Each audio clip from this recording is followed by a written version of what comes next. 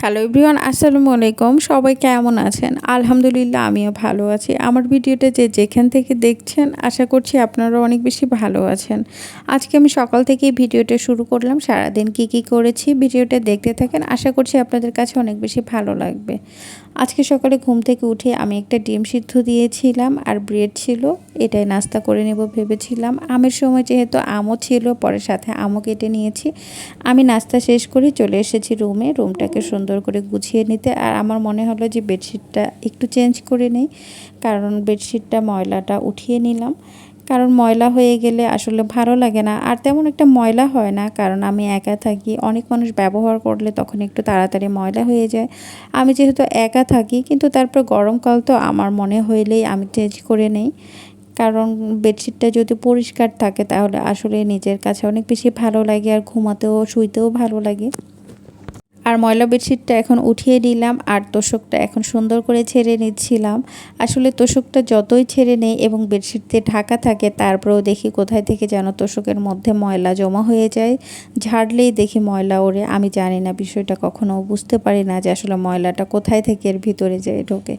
আসলে সুন্দর করে বেডশিটটা বিছিয়ে নিচ্ছিলাম, কারণ একটা বেড যদি সুন্দর থাকে তাহলে পুরো ঘরটায় তো গোছানো লাগে, তাই না? আসলে বেডশিটটা নতুন হতে হবে এমন কথা না, পুরাতন হইলেও পরিষ্কার বিছানার মধ্যে অন্যরকম একটা শান্তি কাজ করে।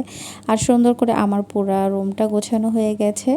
আর বেডশিটটা চেঞ্জ করেছি, বালিশের কাভারটা কোলবালিশের চেঞ্জ করি নাই, কারণ কোলবালিশের কাভার এই বেডশিটের সেটে নাই, অন্য একটা লাগাবো ভাবছি, পরে চেঞ্জ করে নেব। আর আমার রুমের পর্দাগুলো বেডশিটের সাথে ম্যাচিং হয়ে যায়। আসলে আমি ম্যাচিং করে কিনছি এমন না, আমাদের তো এটা সরকারি বেডশিট, আপনারা অনেকেই জানেন। আর পর্দাগুলো তো আগের কেনা। আসলে পর্দা তো প্রতিদিন চেঞ্জ করা যায় না, কিন্তু যেদিন আমি বেডশিটটা বিছাই সেদিন আমার কাছে মনে হয় যে আমার রুমের সাথে ম্যাচিং হয়ে গেছে।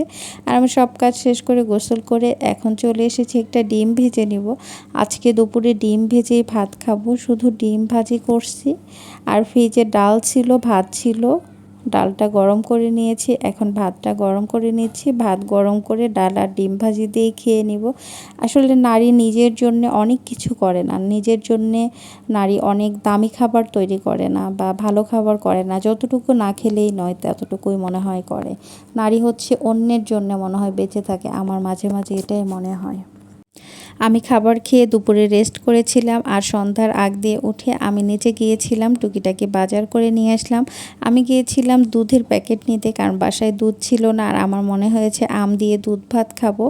এজন্যে নিচ থেকে যে দুধও নিয়ে আসলাম, আর সাথে টুকিটাকি একটু বাজারও করে নিয়ে আসলাম।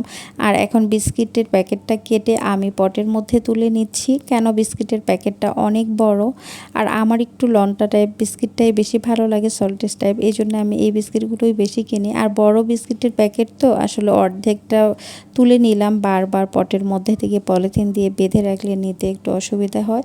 আর আমি দুধটাও জাল করে নিয়েছি, রাতে আমি আম দিয়ে দুধ ভাতও খেয়েছি, এই বছরের প্রথম খেয়েছি, আর খাবো কিনা জানি না, আমি বছরে 2-1 বার খাই।